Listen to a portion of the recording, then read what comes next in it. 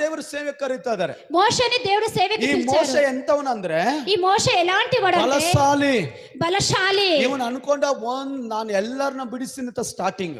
వాడు అనుకొని వీళ్ళందరినీ నేను ఇడిపిస్తాను అని. ದೇವರು 40 ವರ್ಷ ಕುರಿಗಳನ್ನು ಮೇಯಿಸಕ್ ಬಿಟ್ಟು దేవుడు 40 ఏళ్ళు గొర్రెలు మేపేదానికి 80 ఇచ్చాడు. ವರ್ಷ ಆದ್ಮೇಲೆ ಒಂದು ಬೆಂಕಿ ಇವನಿಗೆ ಕಾಣುತ್ತದೆ, ಒಂದು ಬೆಂಕಿ ಜೋಲೆ ಕಾಣುತ್ತದೆ, ఒక అగ్ని జ్వాల కనిపిస్తుంది. ಆ ಬೆಂಕಿಯಿಂದ ಒಳಗಡೆಯಿಂದ ಒಂದು ಮಾತು ಬರ್ತದೆ, ನೀ ನಿಂತಿರುವ ಸ್ಥಳ ಪರಿಶುದ್ಧವಾದುದು, ನಿನ್ನ ಕೆರಗಳನ್ನು ಅಲ್ಲಿ ಬಿಟ್ಟು ಒಳಗೆ ಬಾ. ఒక శబ్దం వినిపించింది, నువ్వు నిలిచిన జాగం అది పరిశుద్ధమైనది. ನಾನು ನನ್ನ ಇಸ್ರಾಯೇಲ್ ಜನರನ್ನು ಬಿಡಿಸಲು ನಿನ್ನನ್ನು ಆದುಕೊಂಡಿದ್ದೇನೆ. ఇశ్రాయేలు జనాల్ని విడిపించడానికి నేను నిన్ను ఆదుకోండాను. ಅವನು ಹೇಳ್ತಾ ಇದ್ದಾನೆ, ಸ್ವಾಮಿ ನಾನು ಮಾಡಕ್ಕೆ ಸರಿ ಇಲ್ಲಪ್ಪ, స్వామి నేను చేసేదానికి సరిలేదప్ప.